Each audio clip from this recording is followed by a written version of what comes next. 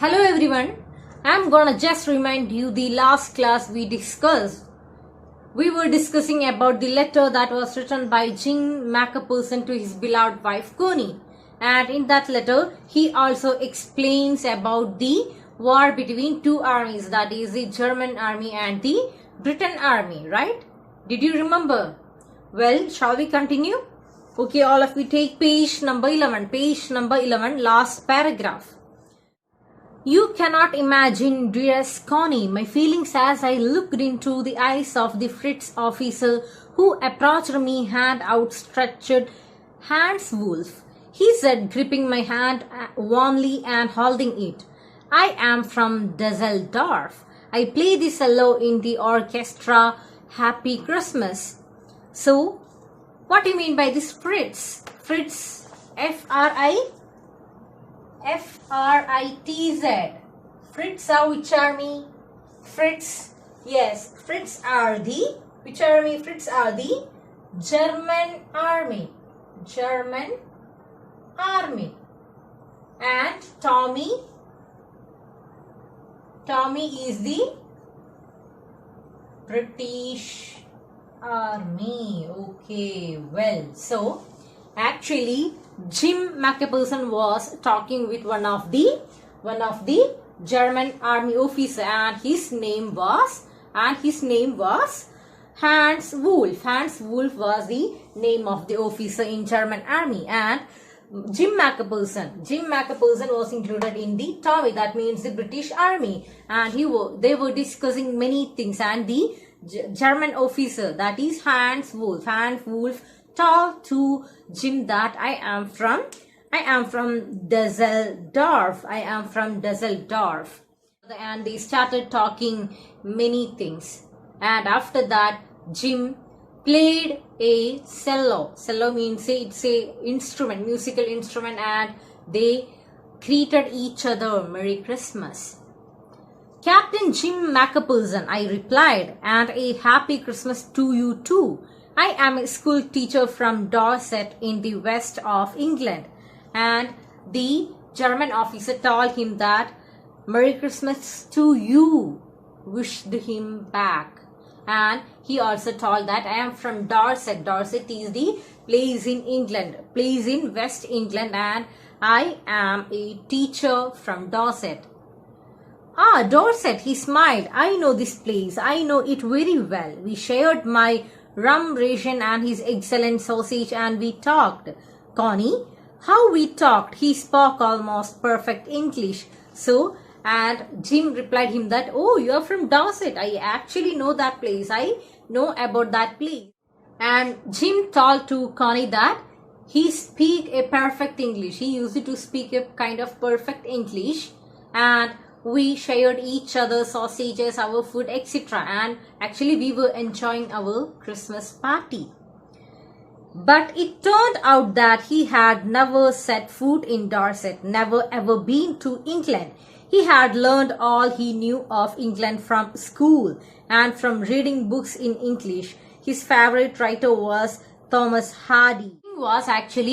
He doesn't live in that place in England. He learned many things about England from his school days. From school, he got these all informations, all the knowledge about England. But he have not lived in England yet. His favorite writer was Thomas Hardy. His favorite book, Far from the Madding Crowd. So out there in no man's land, we talked of Bathsheba and Gabriel Oak and Sergeant Troy and Dorset. So his favorite writer was Thomas Hardy. Have you seen his picture? I will show you. So the German officer's favorite writer was Thomas Hardy, and his favorite book was Far from the Madding Crowd. And they also talked about many other authors like Bathsheba. Bathsheba she was a famous writer. She mainly used to write like biblical things she used to write. And they also discussed about Gabriel Ock and Sergeant Troy. So they started discussing about the writers and the German officer also explained his favorite writers too. And they also told about the place England, that means the Dorset. He had a wife and one son, born just 6 months ago. As I looked about me, there were huddles of khaki and grey everywhere. All over no man's land, smoking, laughing, talking, drinking, eating. And the German officer told Jim that I have a wife and a small baby. That's just 6 months ago. 6 months. The baby was just 6 months. And in the ground, we saw Jim and the German officer saw all the khaki soldiers and the grey soldiers were talking each other, talking, playing, drinking, eating, everything they done together, and it seems to be very happy. All over no man's land, smoking, laughing, talking, drinking, eating. Hans Wolf and I shared what was left of your wonderful Christmas cake, Connie. He thought the marzipan was the best he had ever tasted. So, what do you mean by this marzipan? What is the spelling? Marzipan. M-A-R-S-I-P-A-N. Marzipan. Marzipan means there will be a covering for the cake. Sweet covering that was made up of sugar. That is called as marzipan. That means, have you seen the cake? Have you seen the cake, right? And in the cake, there will be a covering. Have you seen that? Yes, that covering that was made with sugar. And that covering is called as this marzipan. So, and Jim and the German officer were talking each other, right? And there was a Christmas cake. They had a Christmas cake and the German officer tasted that cake. That means the German officer tasted this marzipan from this cake. And he was saying that I never tasted like this. It's very tasty. It's actually very tasty and I never tasted like this marzipan in the cake.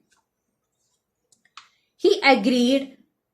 I agreed. We agreed about everything and he was my enemy. There never was a Christmas party like it, Connie. And Jim was saying to Connie that actually I am very happy because we never had such a like this Christmas. And we were very happy because we, the both armies, that means the German army and the British army, were enemies. But today we are celebrating our Christmas together. We are talking together with happiness. So this is one of the best Christmas we are celebrating.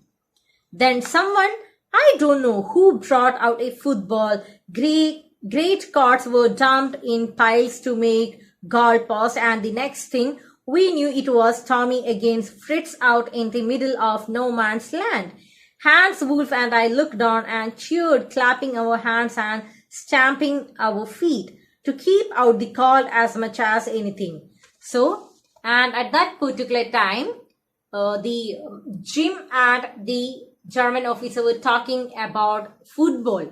And suddenly someone brought a football and the two armies started playing.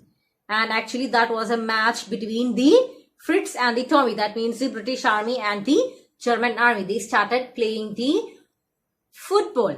And the two officers were watching the game and they were cheering, they were clapping their hands, they were very happy to see that. When I noticed our breaths mingling in the air between us, he saw it too and smiled. Jim McApperson, he said after a while, I think this is how we should resolve this war.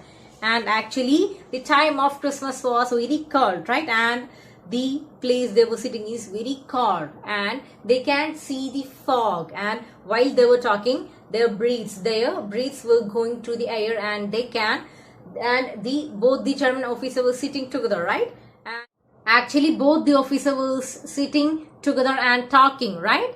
And when they started to talking, their breaths come as a kind of smoke because the climate is very cold, and when they started talking there comes some smoke like that, and both of them saw that in the air the both of them's breath collide each other, mingling the smoke from their air breath mingled each other. Both of them saw that and they smiled each other. They looked face to face and smiled each other. Jim McPherson, he said after a while, I think this is how we should resolve this war, a football match. No one dies in a football match, no children are orphaned, no wives become widows. And the German officer told that, hey Jim. And what was the full name of Jim? Jim McPherson. Jim McPherson is the full name of Jim. And the officer told to Jim that, hey Jim, this is the right way. We do not need any war. There is no need for war. And no children will become orphans, and no wife will become widows. Actually, this one is very calm. Actually, football is better than war. I would prefer cricket, I told him. Then we Tommies could be sure of winning probably. We laughed at that and together we watched the game. Sad to say, Connie, Fritz won 2-1. But as Hans Wolf generously said, our goal was wider than theirs, so it wasn't quite fair.